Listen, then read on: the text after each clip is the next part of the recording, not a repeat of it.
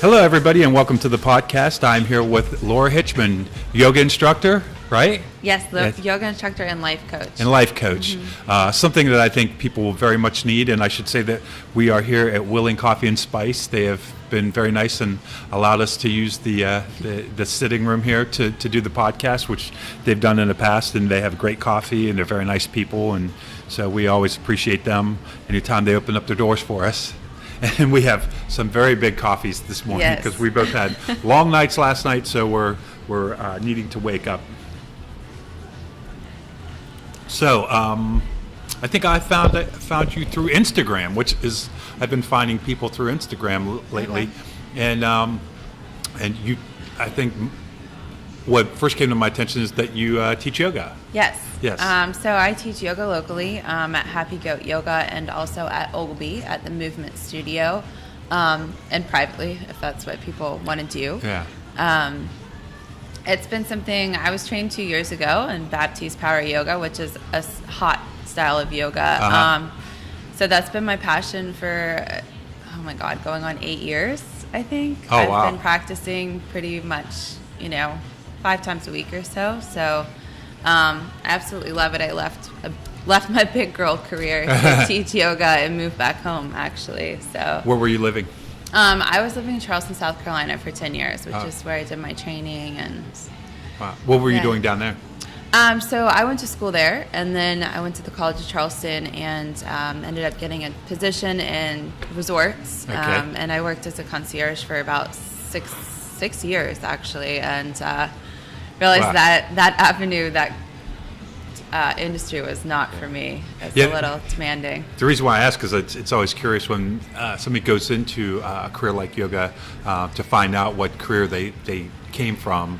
And yeah, that is a big difference, right? Huge difference. Yeah. And it was a great job when I had it, and in the beginning I loved it, but it really ran me ragged, and you really started to understand what's important in life and prioritize things a little bit differently after you've kind of been through that 24/7 demanding environment of hospitality. So I think it's good to have those experiences early on to make you appreciate when you do find the thing that you love and to devote your life to it. And I think a lot of times it comes at a cost. Usually I find a lot of people that make those changes, at least at first, it requires them to make less money sometimes. And yes. There's a lot of sacrifices. Yeah. But I don't think I've ever met anybody that said that it wasn't worth it. That they miss all the money and they would go back to it.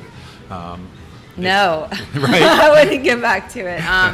The money will come, It's kind of my philosophy that what I put out, the energy I put out, I'll get back, which has been quite astonishing to me. Once I've only been here for 6 months, and I'm already sitting here with you at this table. So, I mean, well, talk about an energy exchange. Great accomplishment. Thank you. Yeah. So no, it is though. It's about the effort and the energy that you put into something and receiving that back. And when you're in a community such as yoga and life coaching, it's just that's the energy that people want. Yeah. And they crave it. Yeah. Yeah. I know when I did the podcast with Lindsay. It was a few months ago. It was kind of a weird period in my life, and I just really. I was very moved just talking to her, and we were just having a conversation, and it just, wow, she has a very intense spirit, and I think that's important. Yeah, she's a pretty phenomenal human. Yeah. And I can already tell that you kind of have that same vibe too, which is important. It's yoga is really a lifestyle, isn't it? It's not a career. You have to kind of really live that whole philosophy.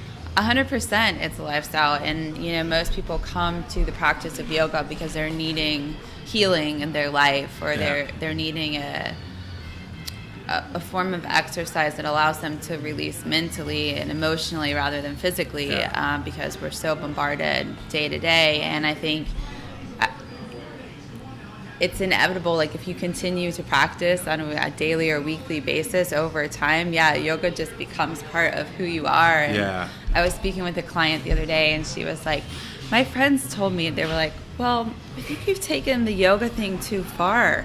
Like your curly hair and you don't do your hair anymore, you don't wear makeup. But it really is that, like, you kind of release that need to always be on point and always be perfect and impress. And it's pretty special. It just creeps into your life in that way. Yeah. So. It's one thing if it was heroin that was taking over your life, but if it's yoga, Good Lord. And it is funny that sometimes I think people have a hard time accepting when you go down that path less traveled and they don't necessarily understand it, and to realize that all these changes that they're seeing are really all good things, that you're letting go of the need to be perfect and the need to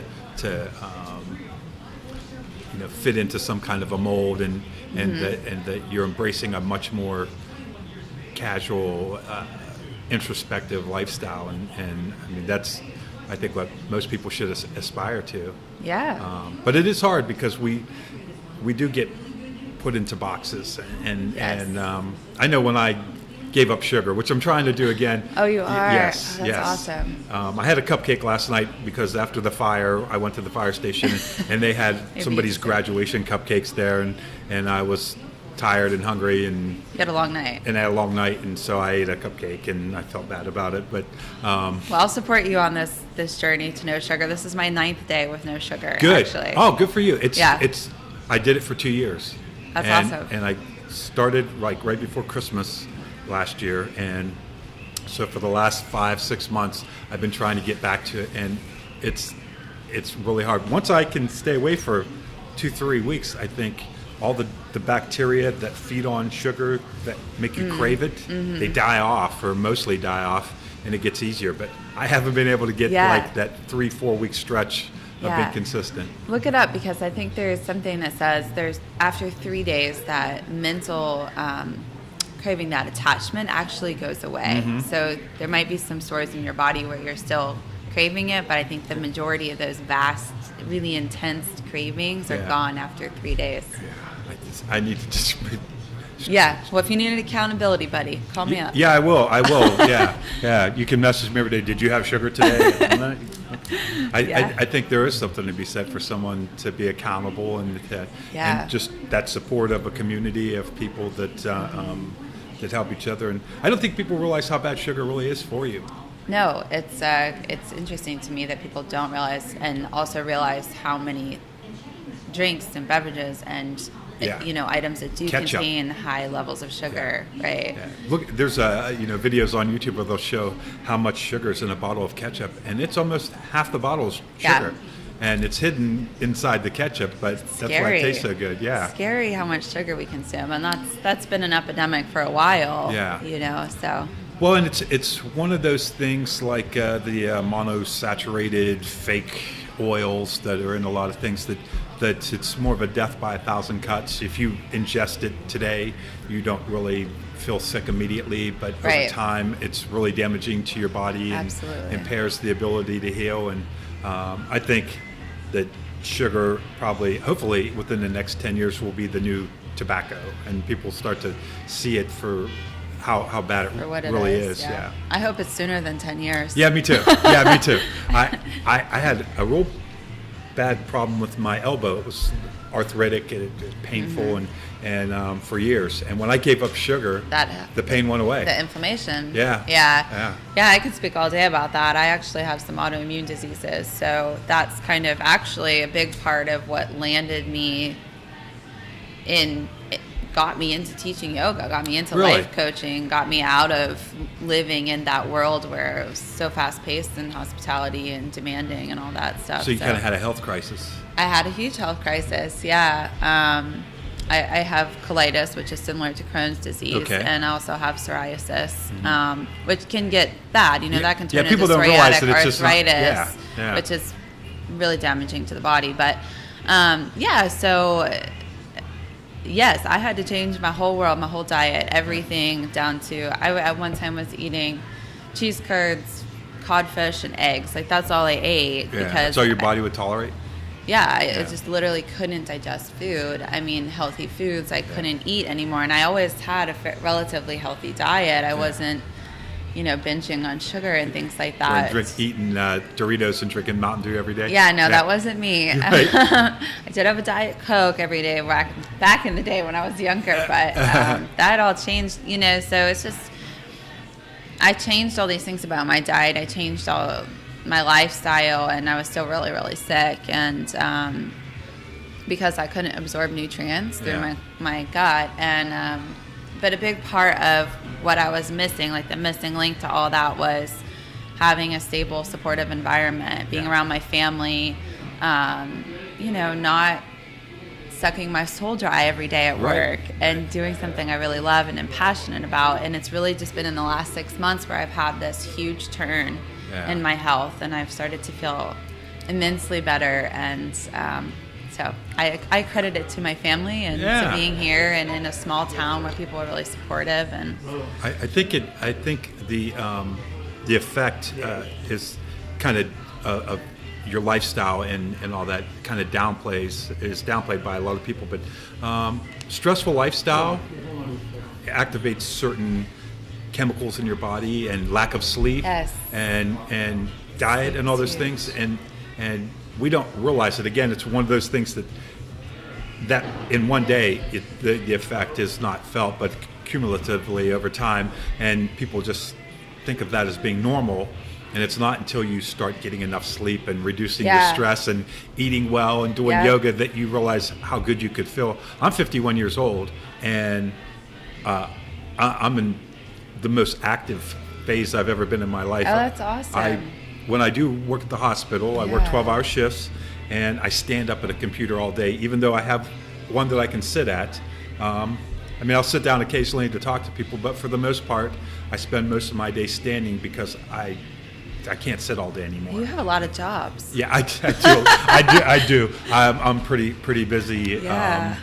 But I can be very busy and be very active and on the go from 6 o'clock in the morning until 9 or 10 o'clock at night.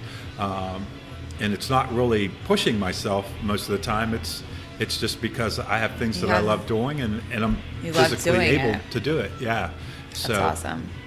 When it comes to diet and exercise, people say, well, you're going to die someday and you only live once. But I think that that's true, and I ride motorcycles, so the end could be near at any time, really. Yeah. But it's the quality of your life between now and then. Yeah, and I think that it's, live a little and have that cheesecake or whatever, but that moment of cheesecake affects your ability to just enjoy the rest of your life if you do it too much. And 100% agree. And it's a slippery slope, because once you start, and it's an addiction like anything, and so you do fall down that sugar hole, that rabbit hole with the sugar. The sugar hole, the stress hole, the lack of sleep hole, the Facebook addiction hole. There's so many of them, and I think the big mistake a lot of people make is they feel like they can't change, and I could never eat vegetables, I could never do this. I hear a lot of I could never. So when in fact 10 years ago I drank nothing but soda. I weighed 310 pounds. Wow. And I didn't do anything. Wow. I changed my life. So you're living proof of the effect, the change. It works. Yeah. Baby steps. You're not gonna have 7 jobs and do CrossFit at 6 a.m. And you feel good now. Like I feel good. You feel so good. Yeah. That's amazing. Yeah, and it's you have to start making those little positive changes, and you can't do it all at once. Give up soda first. Yeah. And then work on just avoiding processed food and try to go for walks, and you don't have to give up.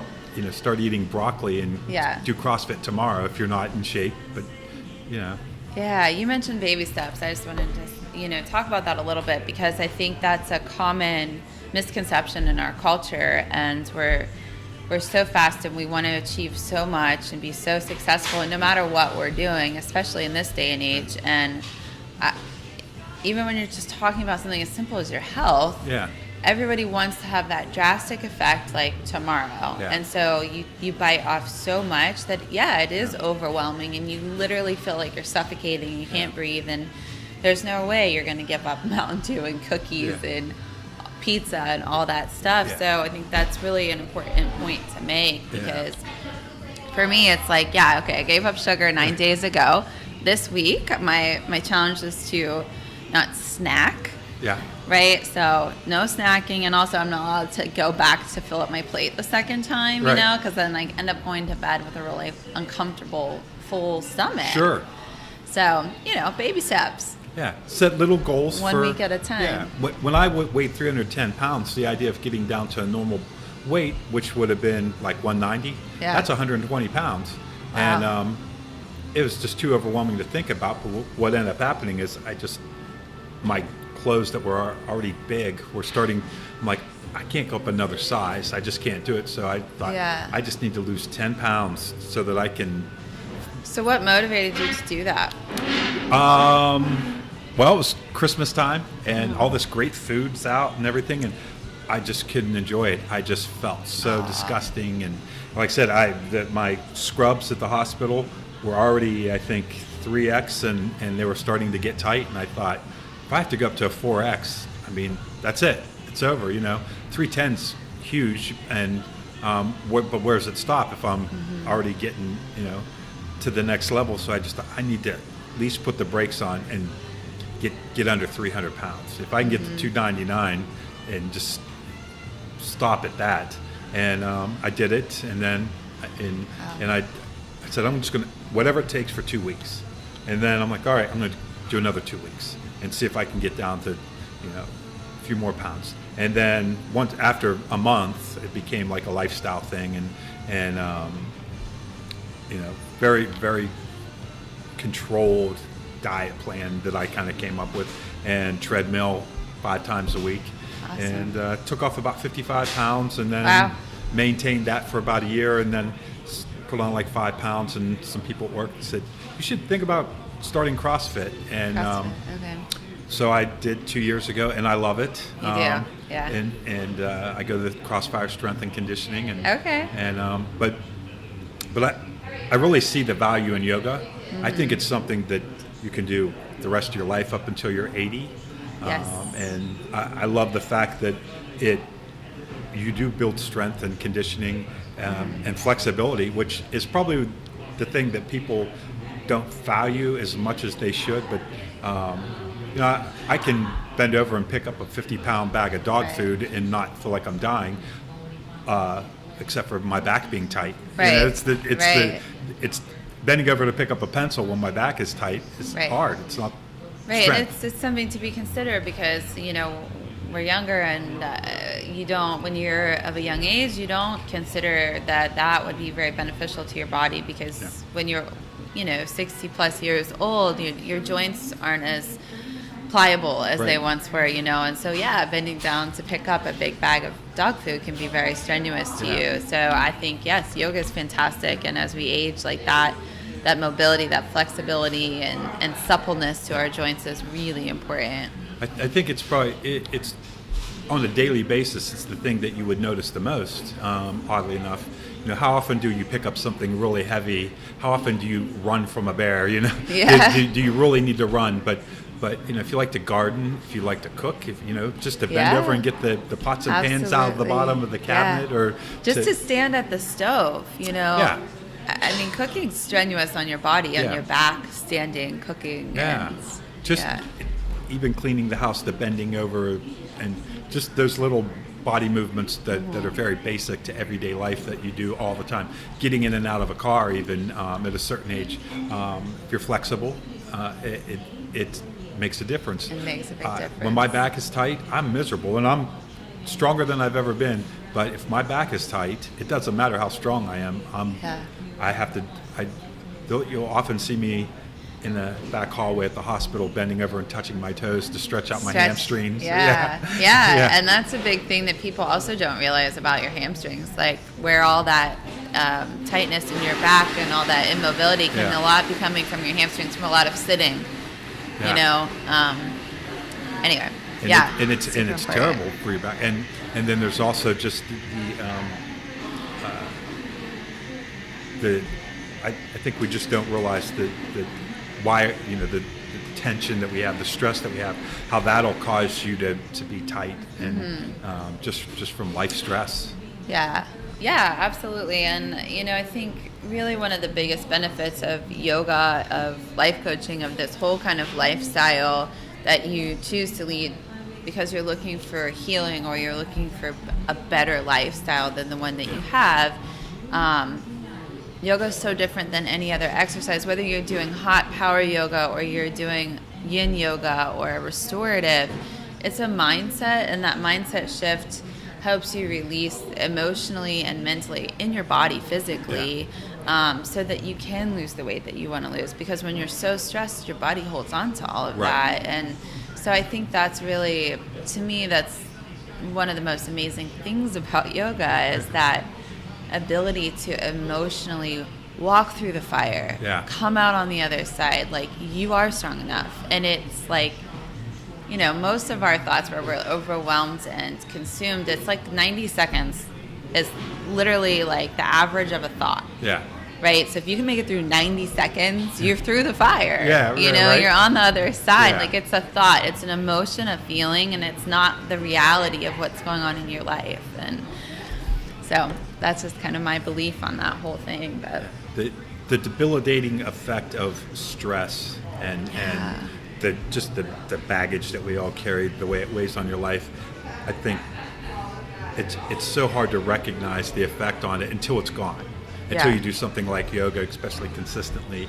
I know for me, the thing I liked about CrossFit, and I still like about it, but especially when I first started, you'd walk in there and they'd put on the board what you're going to do that day, and you'd be like, "Oh my God, I all that. How can anybody do that?" And then you do it, and you walk out there and you feel like you just climbed a huge mountain, and you do that 4 or 5 times a week, where you're faced with a really tough challenge. And I go at 6 a.m. So by 7 a.m. I have this feeling, as I'm going to work, that I just accomplished something that few people have done today. Like before the day day's even started. Yeah. And that I never thought I could do. And mentally, the empowerment that you get from, if I could do that, what else can I do? Absolutely. And but on the other side of it, something like yoga, just releasing stress. On a scientific level, there's cortisol that you get from stress, which tells your body to hold on to every pound that you have, because bad times are coming, and if you can release that, it helps you sleep better, and which also helps you lose weight. And that's something that I believe that our Western culture is like, we're not honing in on that enough. We're not understanding that our sleep is really important to our health. And it's burn the candle at both ends and do as much as you possibly can in each day, and have a to-do list 20 miles long. And that's the American way, right? And I tell my clients, no. Have like 3 things on your to-do list. Accomplish all of them so you feel good at the end of the day. Do them well. Sleep well. Yeah. But sleep is so important. That was something that was lacking in my health for years. And when your body is really sick, it's hard to sleep. Yeah. So it's like double-edged sword of like, I want to sleep, I need rest, I'm super fatigued. But when you do lay down to sleep, it's a couple hours at a time, because your body is just churning and your mind is racing and going crazy. It's something. I thought for the longest time that I was one of those people that genetically only need 5 hours of sleep, but then doing some research on it, I found out that it's that it's a fraction of 1% of the population, all humanity, really are in that variable where they're good on like 5 hours of sleep. That everybody else, 8 hours is really the minimum that you should try to get, which means that I often just force myself to go to bed early when I really don't want to, and it's hard. We live in a society that goes all night. Someone will IM you at 10 o'clock at night, and you'll start chatting, and next thing you know, it's 11:30, and that's all good. So there's actually, if you look into some, I don't know if you know anything about Ayurvedic philosophy, or so that's, I believe it's Indian Ayurveda. So it's all about, there's 3 different types of people, 3 different types, body types, which are Pitta, Kapha, and Vata. And Pitta means fire. And so after 10 o'clock at night until 2 a.m. is Pitta time, it's fire time. So your body is actually wakes up. So like you ever hear about people saying like they're burning the midnight oil or they have that second wind that comes in. That's me. It's because you actually like there's that time between 10 and 11 o'clock, if you're up past that time and you're actively charging your brain by reading things that get you excited or surfing the internet or watching TV, you're actually keeping your body awake until that 2 a.m. time, which is, it's interesting because that's a lot of what you hear, like, oh, I didn't get to bed till 2 o'clock in the morning because I stayed up late. And so it's really, and I've started to put this into play in my life, actually, and try to get into my bed, like have my nighttime routine for like an hour before 10, you know, and then by the time it's 10 o'clock, like I'm in my bed winding down, and I'm usually asleep by about 10:30, and I'm waking up before my alarm goes off every day, which is really not something I've experienced in the last like 12 years of my life. So I'm like, wow, I must really actually be getting the exact amount of sleep that I need. And that I didn't figure that out overnight. That took me the last, 6 months to figure out, okay, this is and I need about 7.5 hours to feel good, alert, make it through the day.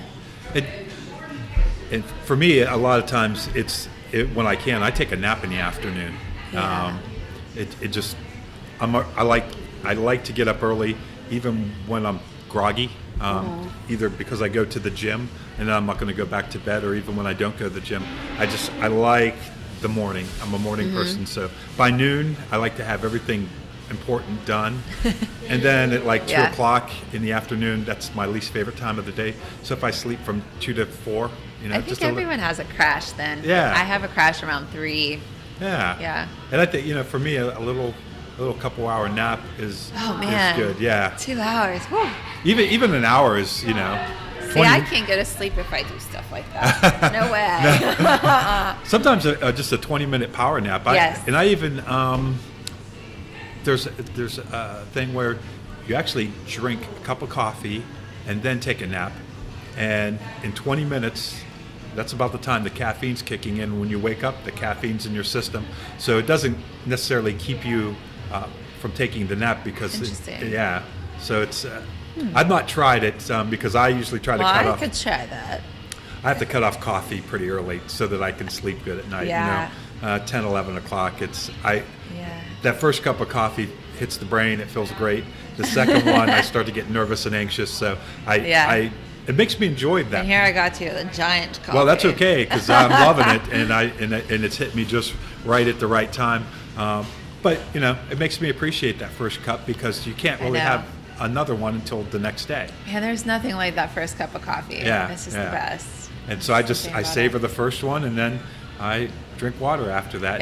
And it's the fact that I can't drink it all day and I don't get that feeling again from the second cup. That's okay because I like that it's that special one-time thing, once a day, just 1 cup a day. I mean, one big, this is probably 3 cups, but well, yeah, probably. But one big, massive caffeine flow, and I also try to drink my coffee a couple hours after I wake up because when you, at least for me, they say that you have this morning chemicals in your body that you're already kind of awake, and a lot of people will drink coffee immediately. Yeah. And when they're coming down from the coffee is also when their body's naturally coming down, so they crash. So I'll get up and go to the gym, and at probably like 8 o'clock at work, which I start work at 7, is when I'll have my first coffee. When things have settled down and everybody's off taking care of patients, and I'm kind of by myself and I can enjoy my coffee, and I'm starting to kind of get a little bit tired. And then I don't know, it's have the coffee then. But it goes back to what you said about figuring things out over time and finding what works good for you, and I think it's that instantaneous gratification that we as a human race are always after. I think learning to slow down again, going back to yoga and really coaching. My coach really taught me that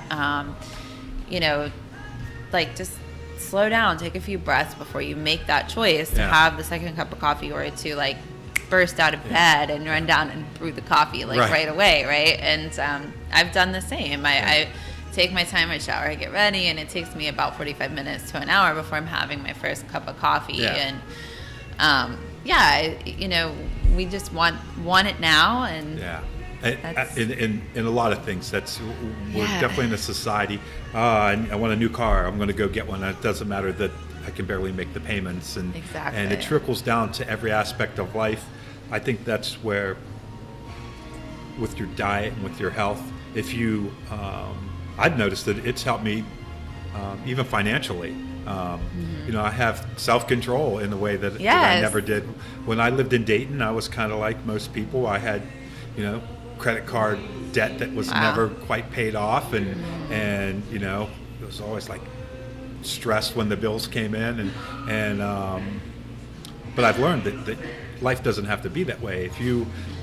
It's not necessarily about the amount of money that you make, it's about the amount of money that you spend, and for whatever you're making, somebody's living on less because they have to. So you can always adjust your lifestyle to be below your income, to where you're not stressed out. Yes, most of us make plenty of money in order to do that. For you listening out here, no, you do not need a brand new car. No, you do not need any of those things. You don't need to have the brand new cell phone that just came out. We tell ourselves that we need it, but you really don't need it. It's very nice to have it, and if you can afford it and it doesn't cause you to stay awake at night because you're wondering how you're going to make your car payment, then by all means, God bless. But for me, I like not having the stress of financial woes. It's something that when I first moved back here, I was trying to find work and staying with my family and just kind of figuring it out. And so I learned to do with less. And then when I started working and started making money, I just kind of stayed with that same mindset that I was poor and that I didn't have any money, and I never readjusted my lifestyle for the most part. I mean, I have a few motorcycles and stuff like that, but I kind of don't want to ever have payments on anything. So I haven't had a house payment, car payment, credit card payment, anything in 10 years. That's awesome. Yeah. It just kind of all circles back to, again, biting off more than you can chew, whether it comes to your diet, to your finances, to the things that you own, and again, I feel like a broken record, but like it's our Western society that we feel that pressure that need to have more, do more, and it creates chronic amounts of stress, and I think really my understanding of that didn't come in until really recently. Like I understood what chronic stress was, right? But I didn't understand how you were to one of the people having it, right? So I was like, no, I've done a lot to reduce all that, but no, I really still was having emotional, financial, mental chronic stress that was just keeping me in that vicious cycle of we poor bring health. on ourselves. Yeah. And I think it's almost our society really is conditioned that that's normal to have all that stress and to put yourself in that position, and like you're kind of almost criticized for embracing a yoga lifestyle, and has it taken over too much? Oh my God, yogis are really weird. We're like a subset of weird people in the world, but.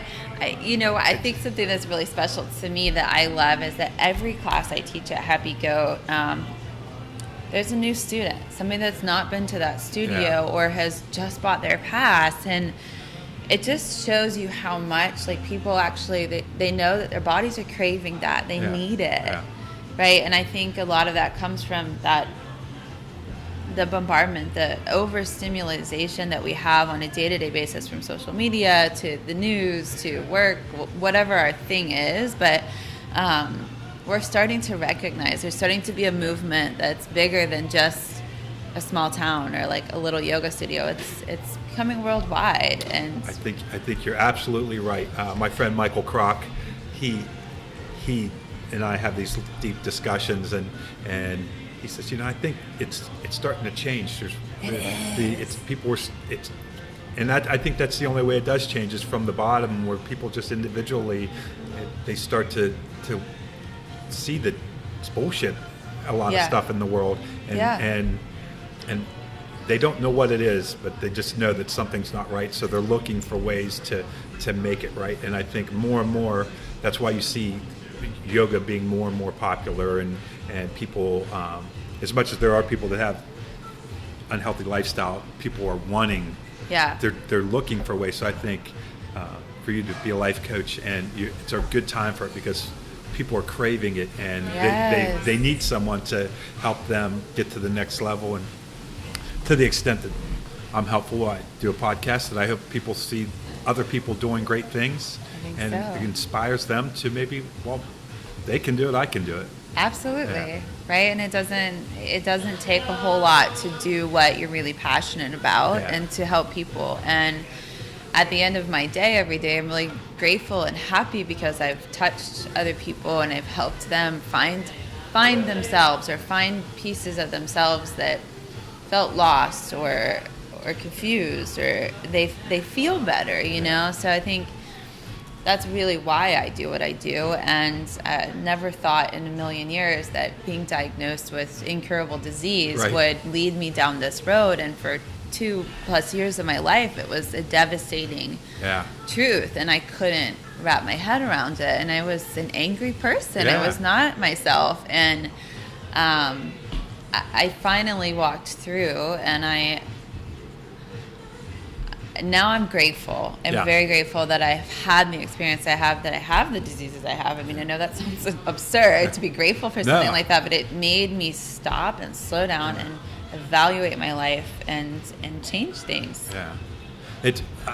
I think that oftentimes these things that are we think of being the worst thing in our life, that it ends up being the best, and that it does put you on a path where you kind of have to dig deep to get out of it. I think, in a weird way, being 310 pounds was so drastic that there was not like, I'm going to diet for a couple of weeks and I'll get back to where I need to be. You had no other option. You have to go big time, you have to go really hard, but once you do that, it does. So I think there's something good about it, embracing those things that when life doesn't go right, and you usually learn a good lesson from those, and the harder the challenge, the more you appreciate it. So the life coaching goes. Yes. How's that manifest, or how does that manifest? Yeah, how do you do it? So I've been teaching yoga for a couple of years, and like I said, I was sick, and this all came at a time. This was almost a little over 2 years ago. I was so sick that I took medical leave from my job. Oh, wow. I took a 6-month leave of absence, and I was about a month into it, and I was like, man, I really want to do yoga teacher training. So I had actually hired a life coach back then, and she was a yoga teacher, and one of my mentors, Bethany Bubenzer, I love her to death. She's like a really good friend of mine now, and she lives in Kentucky, but she lived in South Carolina. Anyway, she was my coach, and I didn't know what the heck a life coach was. I was like, I reached out to her like, I need psychotherapy, like, I don't know what's wrong with me, like, I need help, I'm taking this leave of absence. And she wrote back like, hold on, I can help you, and let's set up a call. And that's basically how life coaching, I learned what it was. And instead of sitting down with a therapist in an office, which I think therapy is great and wonderful and it has its place, but coaching was a more forward movement for me. It helped me to like wrap my head around what my goals were, how to achieve them, how to slow down, how to, cut my to-do list in half, how to show up for doctor's appointments. There was a time where I was so angry and so frustrated with my health, I just would cancel them all. Hell with it, Yeah, and so this kept me accountable to myself, and it was amazing. It changed my life, like 100%, just kind of gave me a new perspective. And I did the teacher training, and she was one of my coaches during training as well. And that was a beautiful, wonderful experience. Even if you're never wanting to be a yoga teacher training is awesome. You'll have like 15 to 20 new best friends in the matter of a few weeks. Oh, that's awesome. It's really awesome because you do get really deep and you cry and you laugh and you share. And that really is how I got started with life coaching. And then 2 years later, I was again at another crossroads. I had kind of fallen backwards again with my health, with my past relationships and my career. And I went back to that job and I kept it for over a year, and I was miserable and I was angry. And so my health again flared up and the inflammation came back. And it's a very vicious cycle, because then I was eating poorly again and doing things I shouldn't do for my body. And that was when I finally threw my hands up and said, that's enough. And I quit that job and got another job and quit that job. And I signed up to do life coach training. And I'm still in the process of finishing that and getting the certification in my hands. But the whole point of it really is to support the client and to hear what they want, where they want to go in their life, what's their biggest goal, what's the thing that they really need, what's that urge, that ache inside that they feel like they're not meeting. That, you know. And for me, that was my health. I wanted to get my health under control, and I wanted to feel supported in my choices when it came to my health. And that was a really big struggle for me, because medications don't work for me, and I have a lot of awful side effects. So, and from the get-go, I didn't want to do that, you know, but I listened to the doctors, I did the things. And so what I've done in taking my experience as a coach is I want to help my clients. I want to support them in the way that they want to lead their healthcare journey. So you want to do this all natural? Cool. I'll support you on that.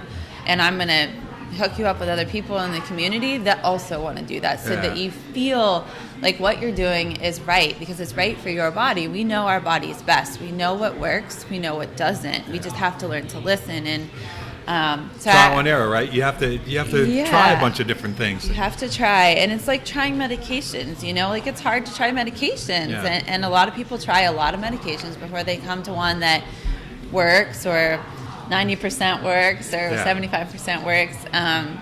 It's the same thing with your diet and your nutrition and finding the balance. And maybe you have to take supplements, or like, you know, currently I don't take anything at this point, which is amazing, other than turmeric and some vitamins that I need to take. But I'm not taking medication, and I feel great. This is the best I've felt in 5 years. And so anyway, that's kind of where I want to bring people together. I have a series that's running at Happy Goat. It's a 6-session series over the course of the summer, and we meet twice a month, and it's 2.5 hours of group journaling and sharing and getting to know each other and supporting each other.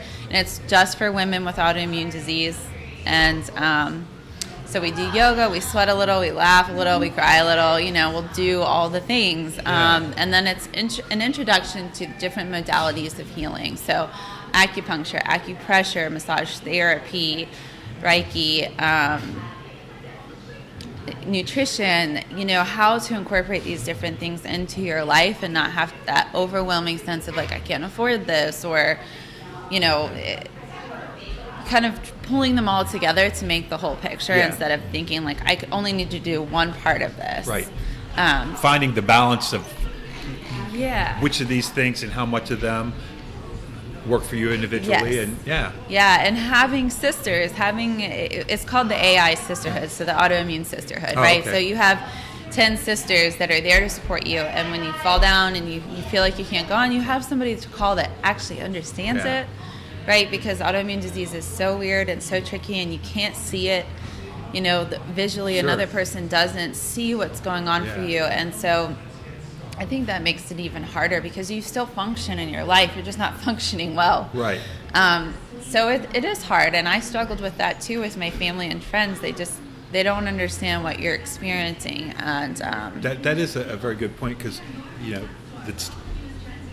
people have a certain normal that they feel, and they don't realize that you can feel much better, and even that they can see you and see you functioning, but not realize that you're really not doing as well as maybe you should be or could be, or that you're actually struggling in a way that is not apparent. Yeah. And that's tough. Yeah. And I think having a supportive community is. Yeah.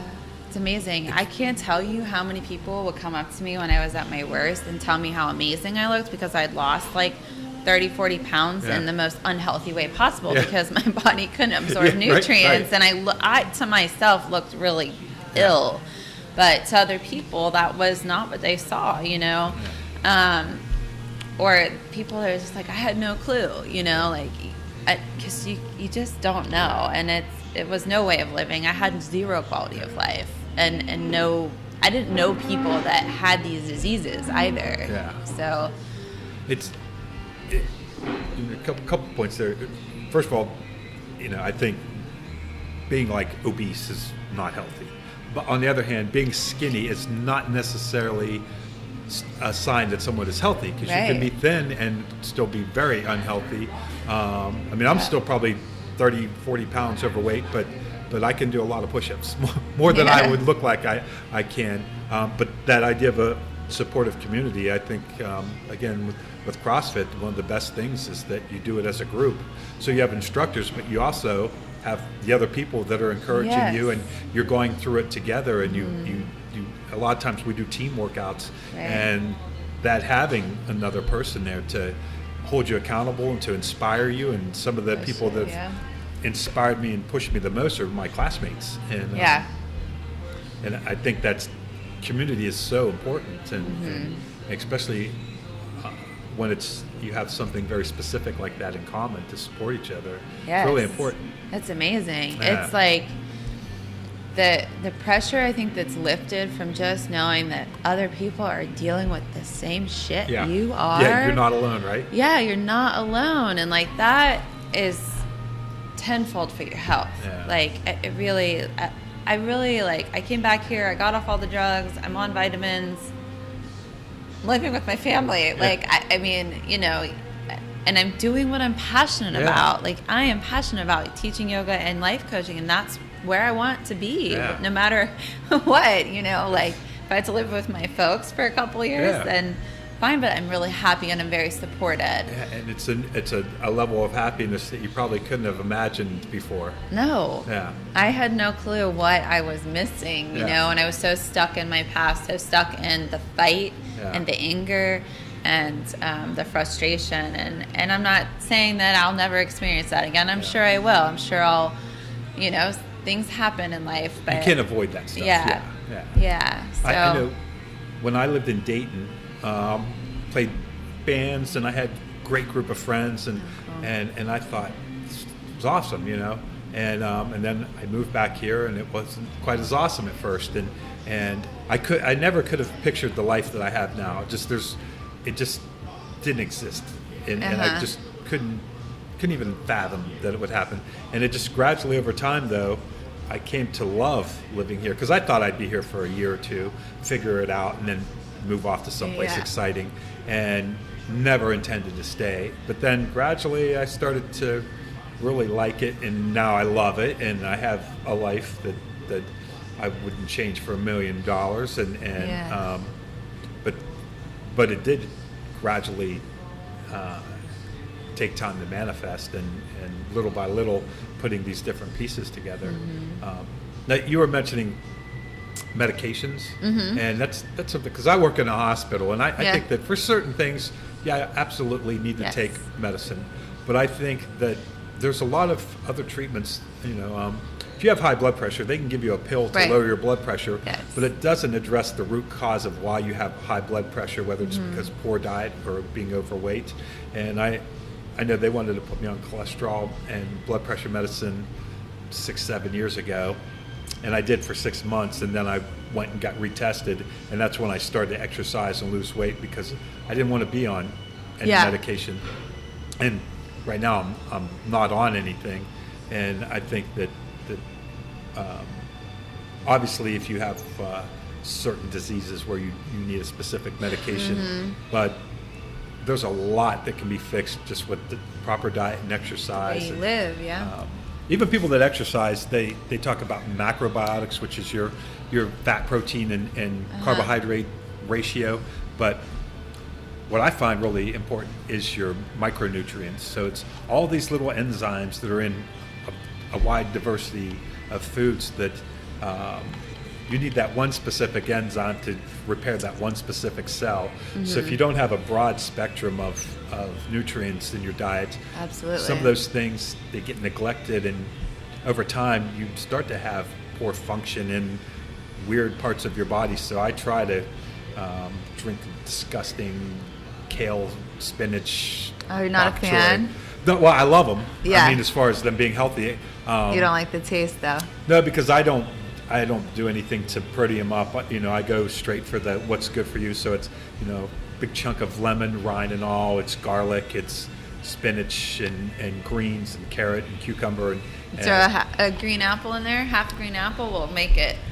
Yeah, I usually just go straight for the, and what I think the problem was, I was making too big of a one. Yeah. It's hard to drink it in the morning, and really probably a nice shot of one is probably better than making it. It's kind of like the same thing with exercise.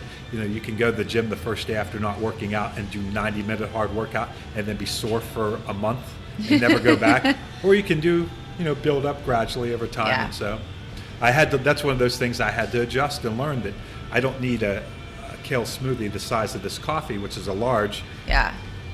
Every day, especially if I can't make myself drink one every day. I'm better Right. off to have just A little bit. a little bit, but every single day. And, Right. And it is like a B12 shot when I do drink one. It's, there's just all these little nutrients in there, and I throw some sprouts in there, and there's something about when you put it in a blender, which this is my little bit of advice for anybody listening, that a lot of people like fruit smoothies and all that stuff, and certainly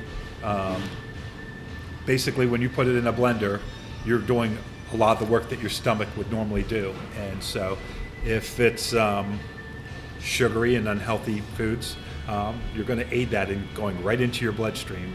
The idea that piping hot mashed potatoes are so ready, they're like practically digested before you eat them. All that there is, calories and all, go into your bloodstream pretty quickly. It's the most bioavailable. Whereas if you eat a raw potato, you barely digest any of it before it passes through your body. So if you're making a smoothie with all these healthy greens and they're all chopped up very fine, a majority of that is absorbed, versus if you just ate it as a salad and you chewed it up. Absolutely. So I embrace the smoothie, and I like to get it as pulverized as possible. Yeah. And I even put a little apple cider vinegar in there, and it's kind of all the good things at once. Yeah. But it's I kind of, and I'm okay with it not tasting good, but it doesn't. It's the kale can be bitter, and I'm of the firm belief that it should taste good. I've done so many of these diets and things with my health, because of my health, and I formed fears around certain foods because my body literally Sure. couldn't digest them, and so I did a whole stint of juicing, and that's all I did. Or I would eat only bone broth, or only eggs and fish, or you name it, I've done it. Only carrots and rice. And I totally get what you're saying. Like, your body, when you're sick, actually juicing in high quantities is really, really good for you, because your body actually needs more of those nutrients in a more direct way. So, when you're juicing and you're in liquids, your colon, your intestines absorbs that quick, and that's how you get nutrients into your body. So, when your colon's damaged, like mine was, I was really struggling. So I had these fears around foods it was crazy, and I'm still getting over some of those, but I actually became vitamin deficient in certain things, like vitamin C, because it would cut my mouth. I couldn't eat it. It would give me indigestion, all that stuff. Or B12 even, or, potassium recently was something that I dealt with, and I literally realized that I'm not eating any fruits and vegetables really that have a high potassium content, because I read a book that was like, hey, take nightshades out of your diet and don't eat bananas unless they're like black. And Like, Yeah. gross. You Right. know? Right. So, I mean, of course, like, I think it's really easy to fall into that trap of, like, if you are dealing with a severe illness and you can't digest certain things, you get this kind of conflicting evidence in your brain of what's healthy and what's not healthy. And Digestive issues can definitely make your relationship with food. I know it's really interesting. it's, Yeah. it's tough, yeah. I had colonoscopies from the time I was 14 until I was 30, because I don't even know what it was, but basically the way the doctor explained to me is my colon would get like into like knots, and it was a nerve related thing, but And that's better for you now. yeah, diet and exercise, so eating lots of fiber. And Do you have a lot of anxiety? I had a lot of anxiety, especially back then, and it would be, when I was in a situation when it would be the worst time to feel terrible, that's when it would hit, and it was really triggered mentally. But being that it's digestive, it really, I went one period when I lived in Dayton for 6 months where I had a turkey sandwich and like 10 olives. Oh, wow. Once a day, and that was it. Because Oh my gosh. I would be in so much pain all the time that was kind of like you were. That was the only thing that I felt comfortable eating. Now, there was absolutely no scientific fact behind that diet being any better for the problem, but and I lost a lot of weight not trying to. And again, people are like, "Oh, you lost so much weight, you look great." No. You're like, I feel like shit. Thanks, Yeah. But Yeah. What finally helped me was, after I did lose the weight, I started bicycling all over Dayton, and that exercise and the release of stress that I got from it was the thing that finally, kind of bounced me out of that. And you started to recognize that connection. yeah. And so, but it does.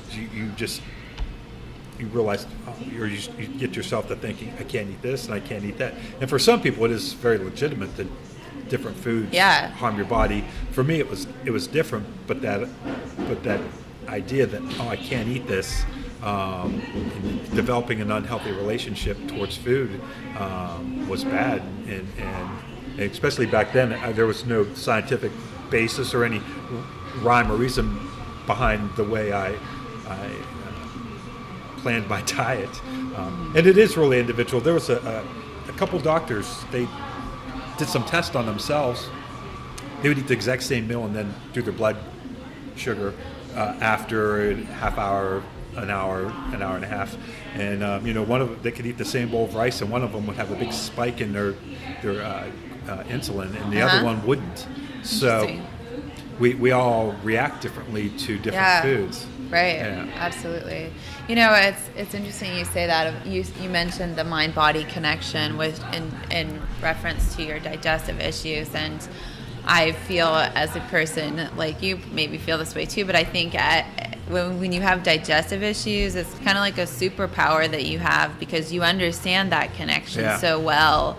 Once you get to that point and the light bulb goes off, you're like, oh, I actually this really is connected, and I really have control over this if I can calm myself down and take 10 deep breaths. And so I do feel like that's a superpower I have, because a lot of people just don't even recognize. They're like, mind-body connection, and you feel your emotions in your hips. What are you talking about? But that it is. It's where you hold tension and stress in your body, and that connection is very, very real. And another way to really develop that is through meditation. Yeah. And I do a kind of meditation. I don't do it often enough where you just start with thinking about your big toe, and in a weird, it's not just thinking about it, but it's kind of hard to explain on a podcast, but I've had these, where I can feel all the muscles in my back just start twitching because they're releasing the tension, and it's almost like relaxing. Really healthy spasms of, where it just starts to relax, and it's definitely going on in my neck too. You get that tension in the back of your neck, and you can feel it. The muscles, you're sending blood to them, and unless you've done it, if you're listening to it on a podcast, it sounds kind of silly, but maybe. But if you've actually done it, it's incredible.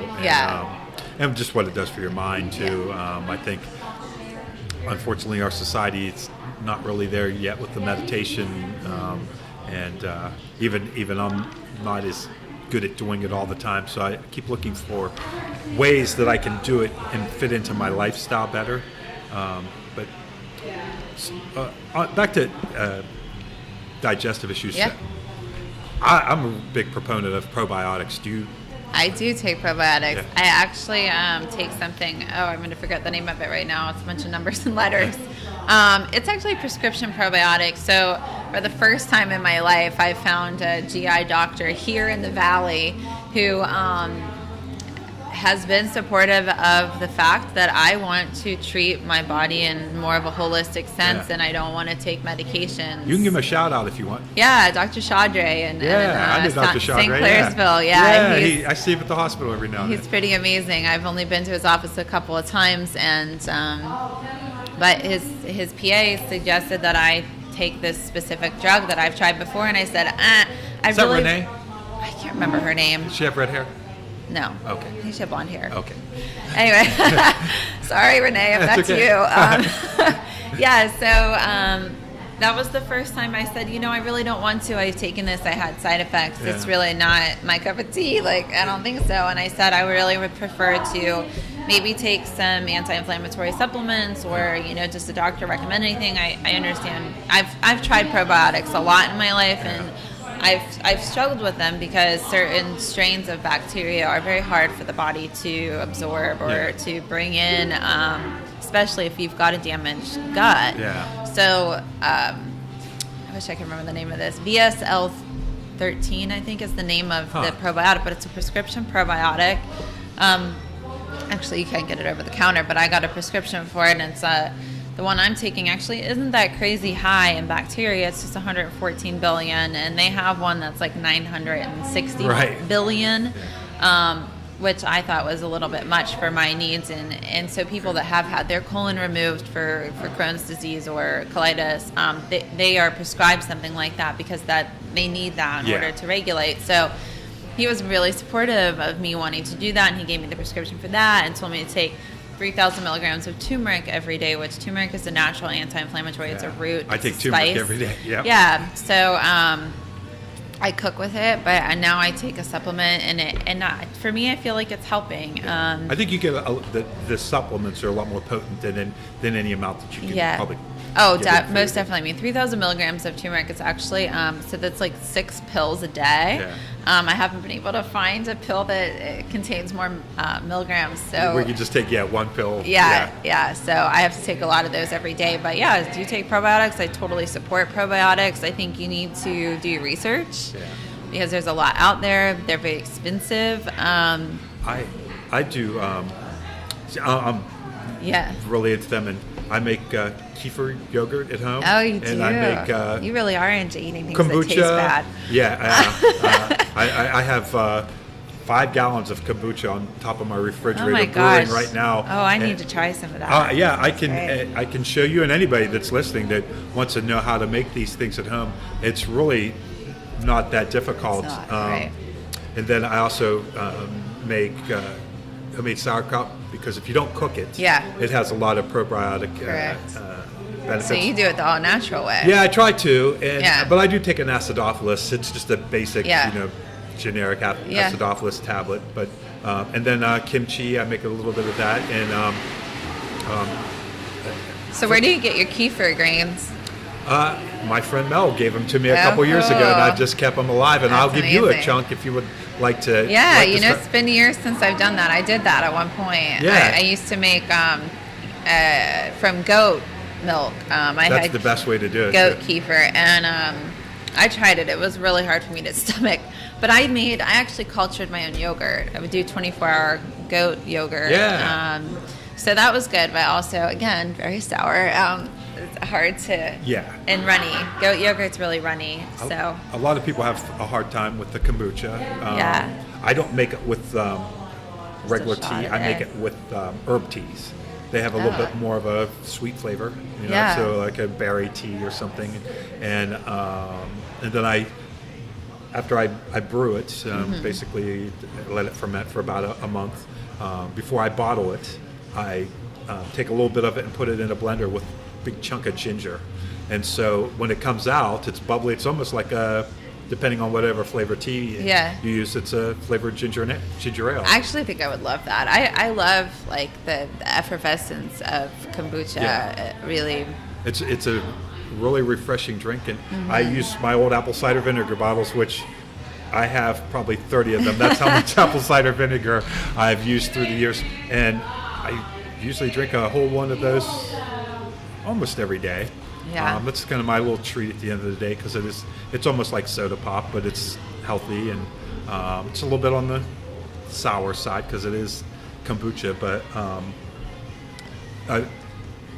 I found that really making those things at home is kind of fun, and and it's not as hard as I thought it would be.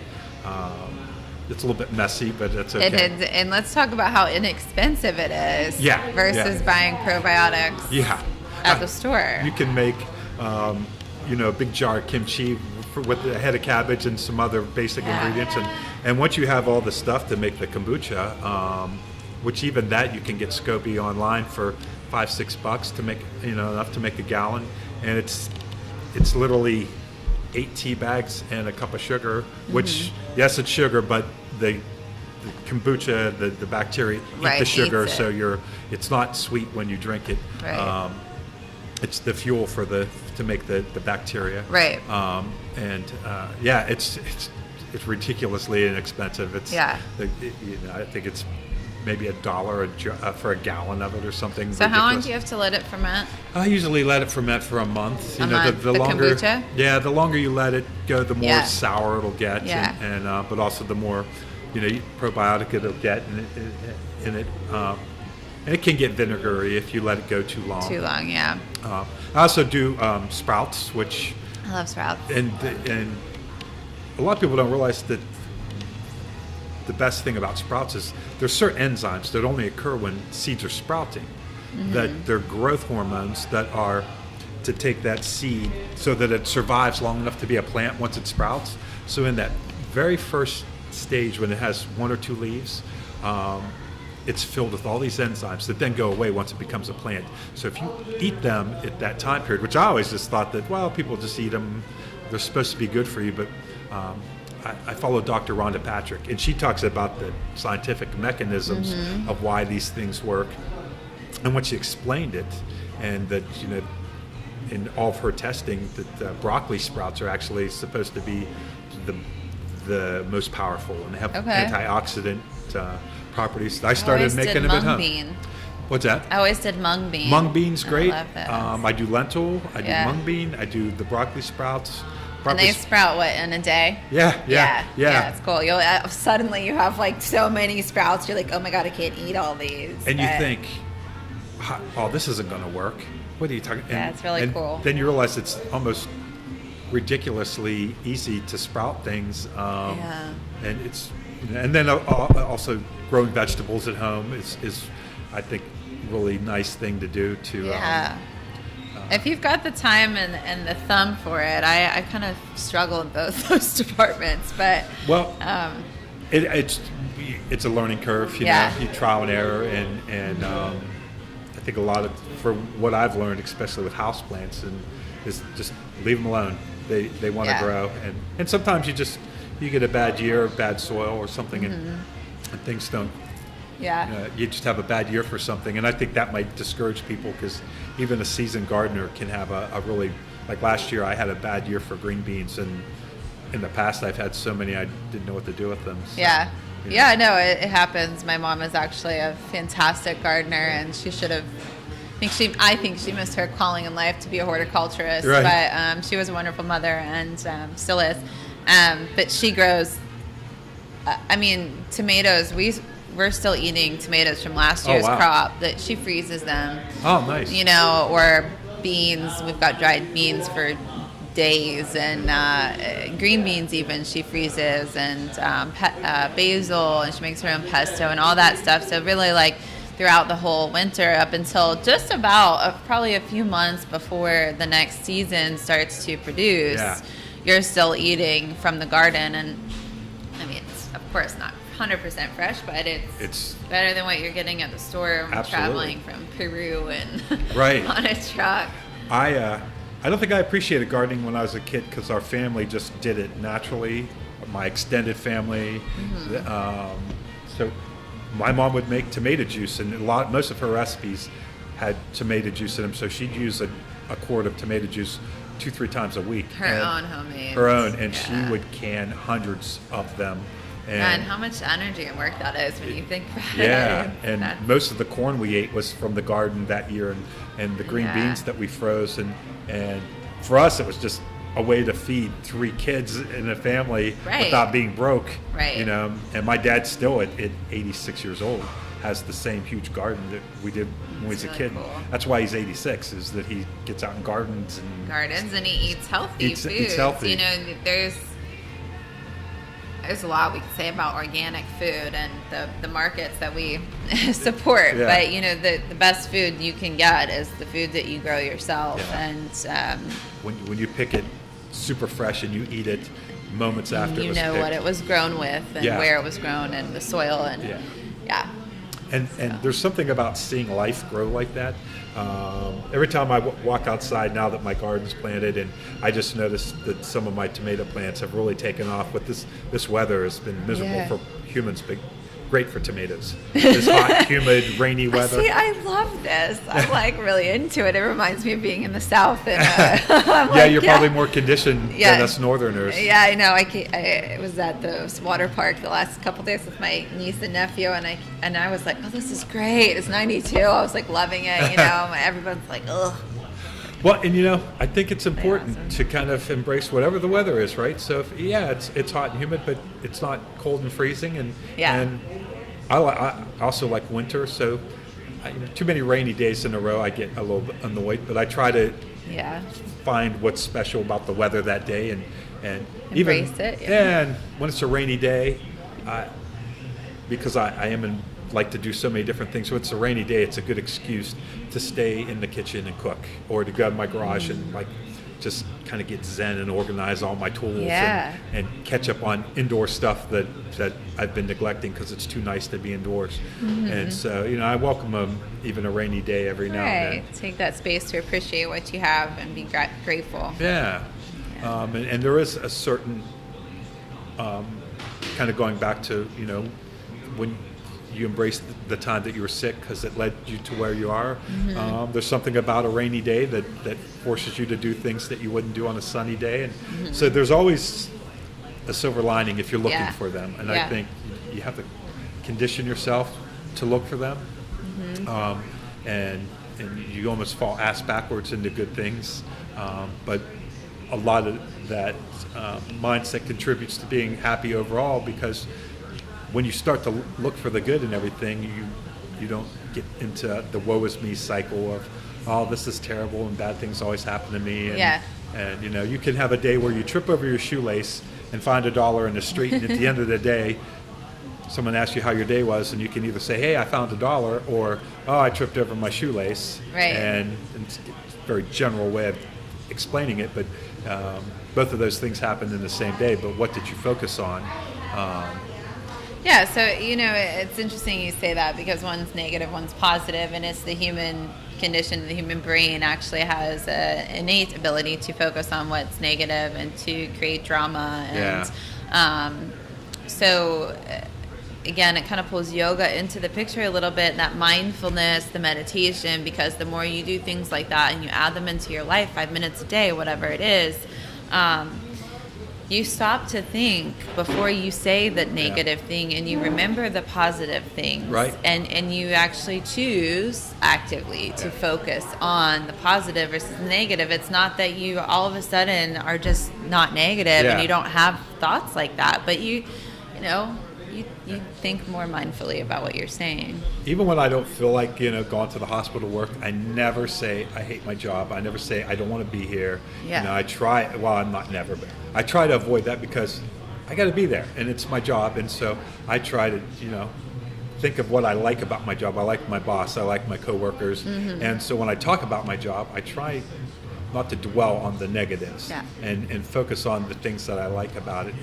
And to a larger extent, somewhere along the way, I heard about, always focus on the positive, even if it's, let's not have a war on hunger.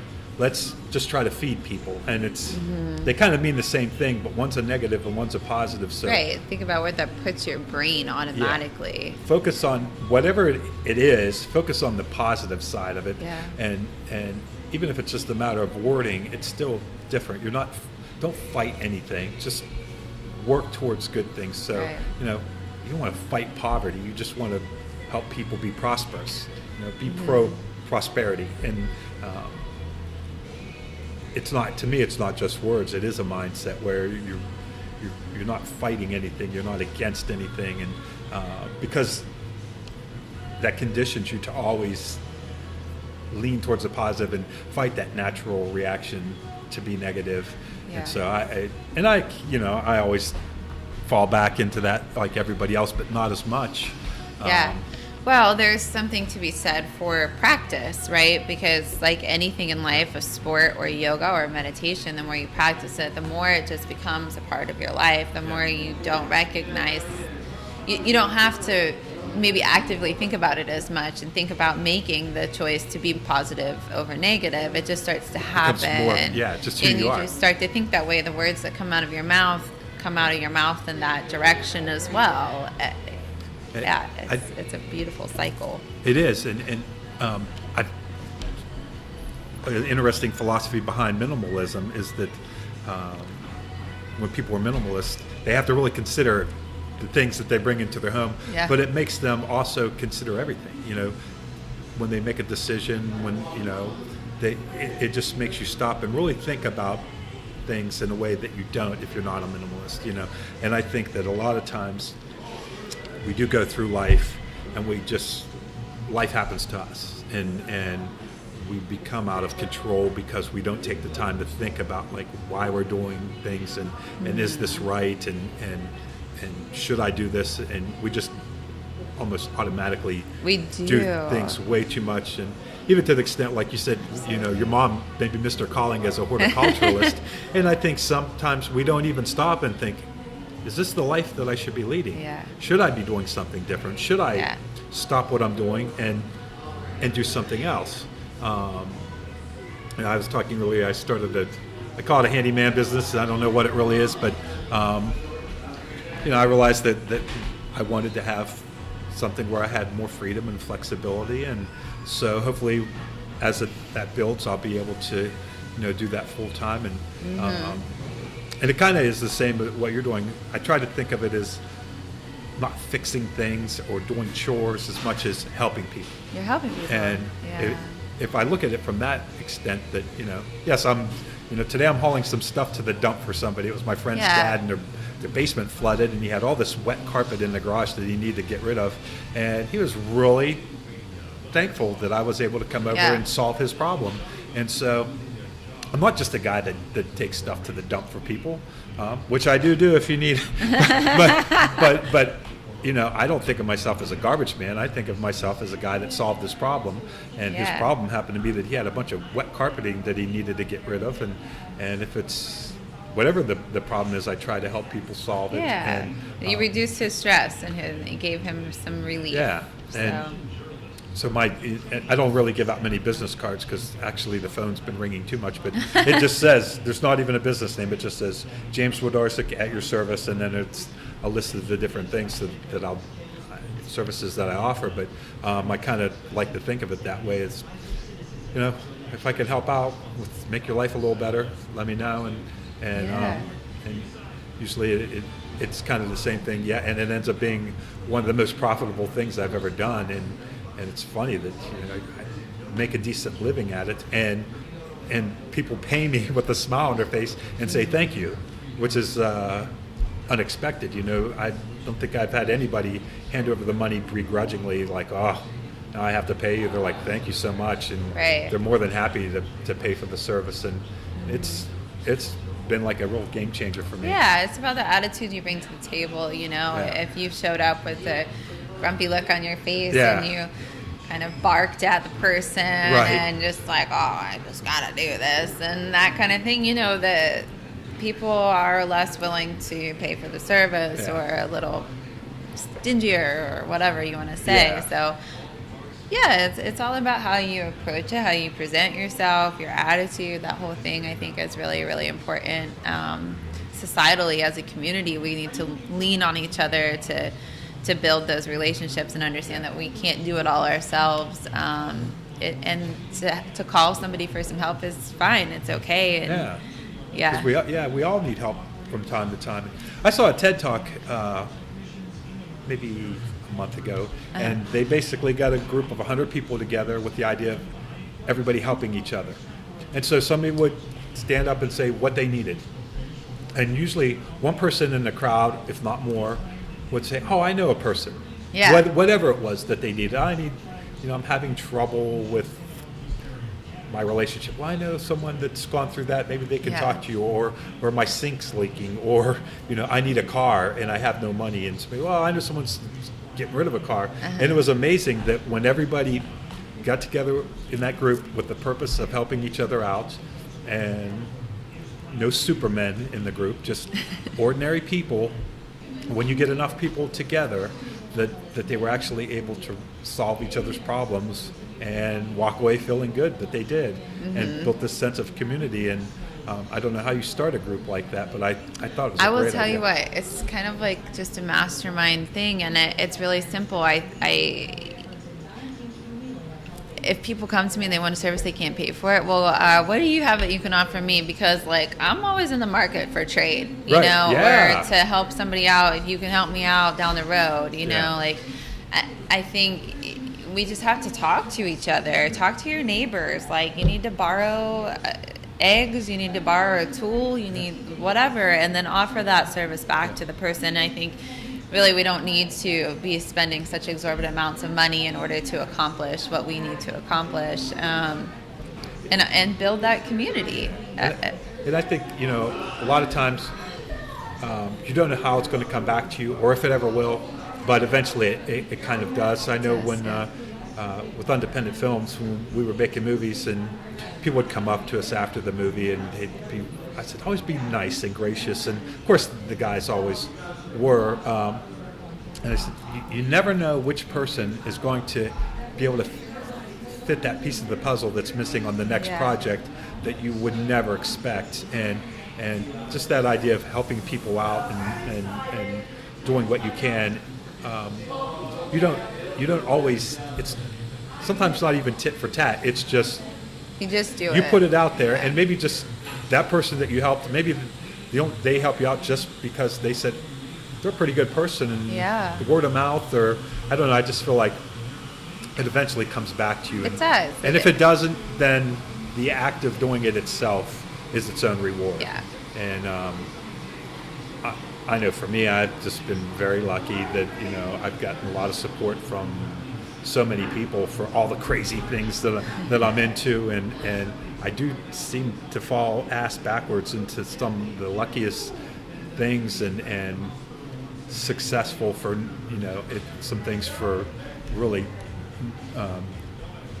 no fault of my own. Yeah. It's just because, perfect example, when I started deciding that I wanted to make movies, I really didn't know what I was doing, and I decided to, they hooked me up with Tim Thompson over at Towngate, and he had me, hey, do you want to come help with sound and lights on one of the plays?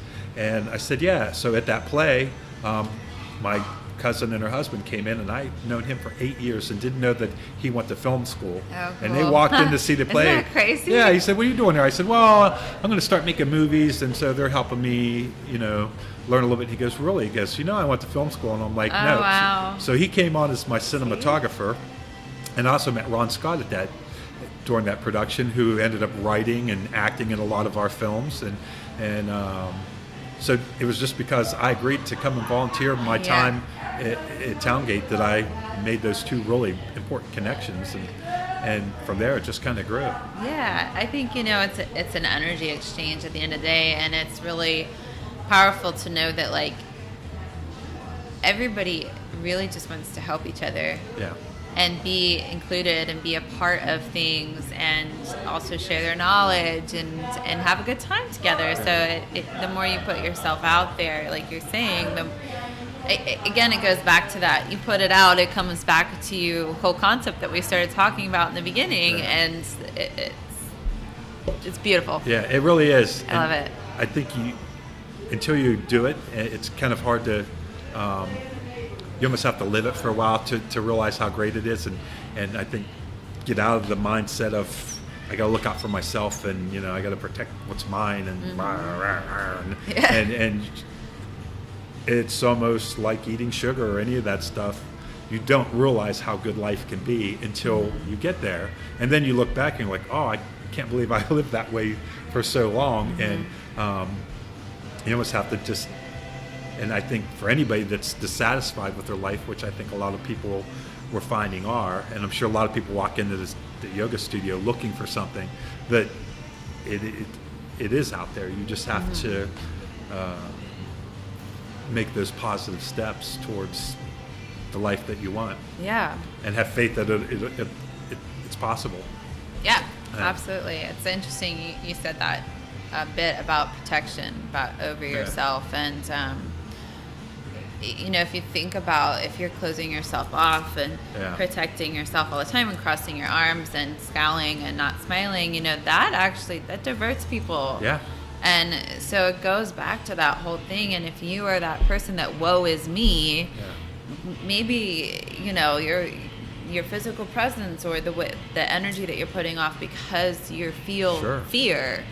Right? And if you're not a person that typically helps people out, then you get a sense that the rest of the world, that nobody's going to help you out. Yeah, exactly. And when you become a person that's willing to help people, you realize that's, I don't know, it's weird. You do generate that energy around you that it becomes contagious. And so whatever you focus on manifests. I was just going to say, do you believe in manifestation? That's what we've been talking about, but yeah. Yeah, and I definitely think that you put a certain energy out there into the universe, and that's what comes back to you.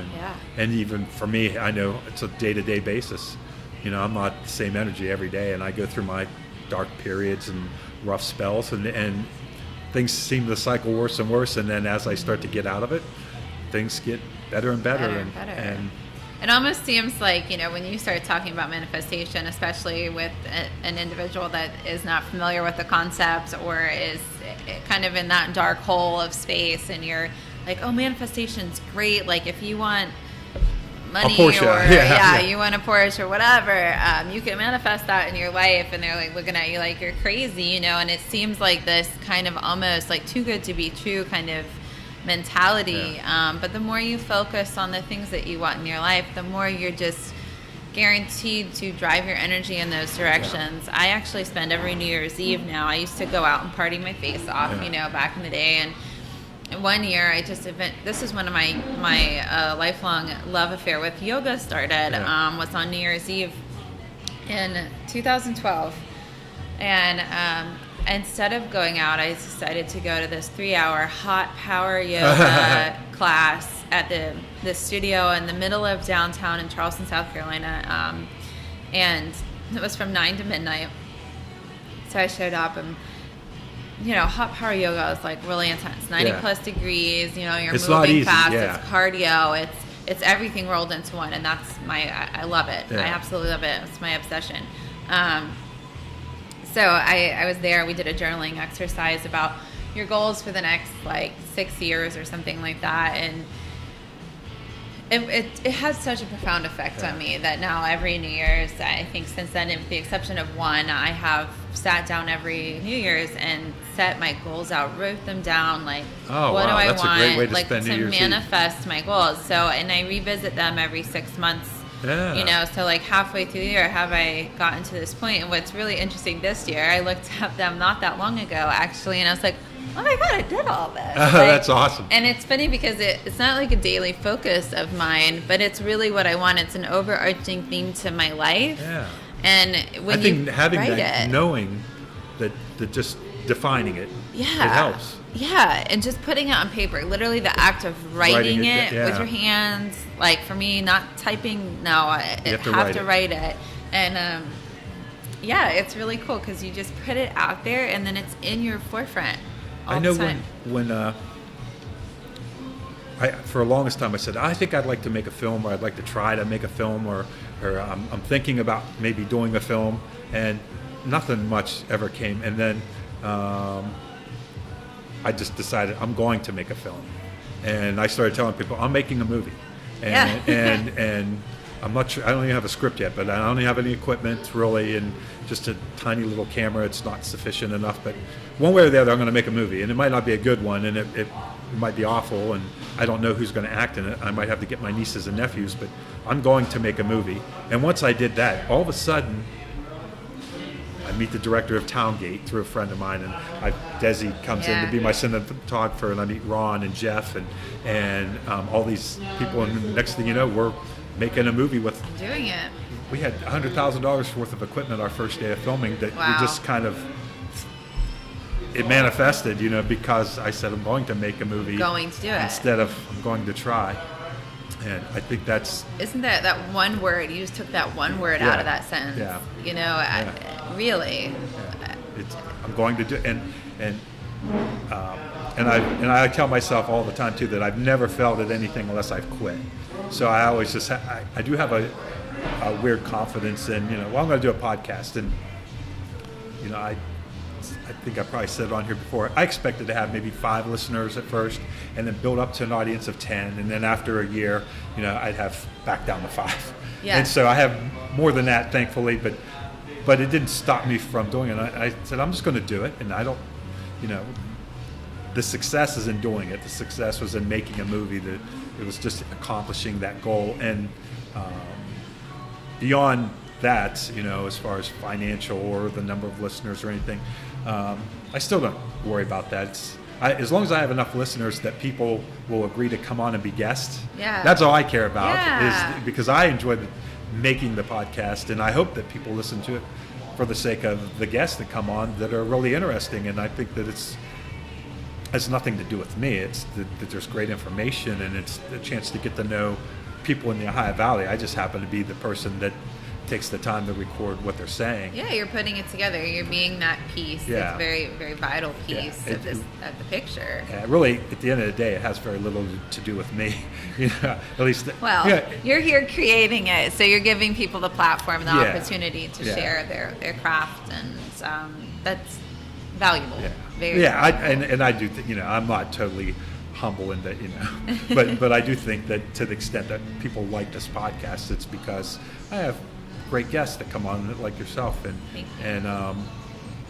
but had I had this goal to be the next great podcaster, and that I need going to have so many downloads, and if I don't, then hell with it, I quit. I probably would have quit a long time ago, or maybe not even started. I know early on somebody says nobody wants to, there's 10,000 podcasts out there, nobody wants to hear what you have to say. And I thought, well, yeah, maybe they don't, but that's no reason to not do.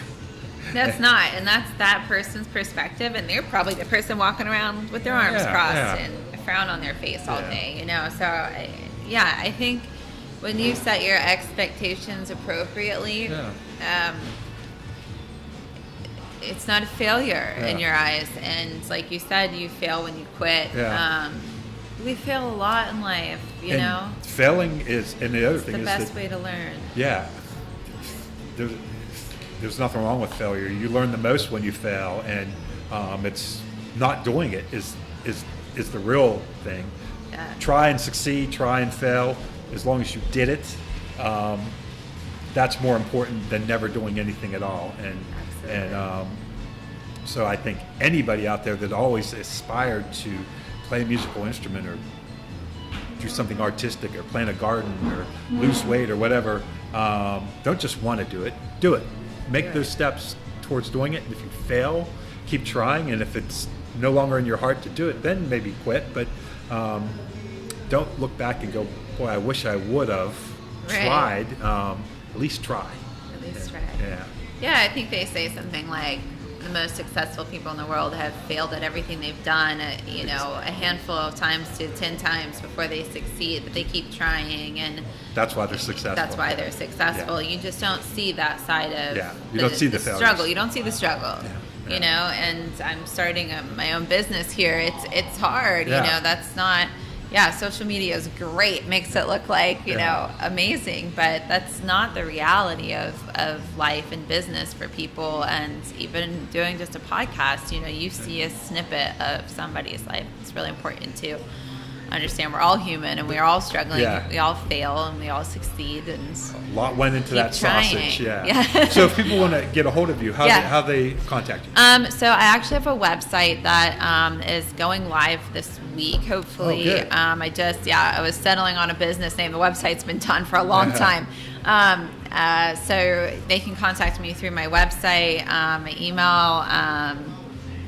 I have a phone number listed on there and everything like that, so I can throw that up. I don't know that my contact information is on Happy Goat's page or not. But I can send you a link to the website and my email, and that's probably the best way for people to contact me about different things. So. Okay. And you're on Facebook, right? So I'm on Facebook and Instagram. Follow me. I post a lot. My yoga schedule, coaching programs. The AI Sisterhood starts on June 17th. So if anybody's interested in doing that, they can sign up through the Happy Goat website, which is wheelingyoga.com. Okay. They can sign up and pay and do that whole thing. And there's 10 spots available. So small, intimate group where we're there to support each other and that kind of stuff. And I teach locally, right? I'm at Happy Goat 3 times a week. And I start teaching at Ogilvy at the Movement Studio, which is a new studio. It's been there for a year, but a lot of people don't recognize that it's there. So it's a gorgeous space. So I'll be teaching there 3 times a week as well. So that's where you can find me. Excellent. Well, I've enjoyed this conversation immensely. And thank you, Laura, for coming on. Thank you. Until the next time, everybody, thank you so much for tuning in and listening. I love you. And till the next time, see ya.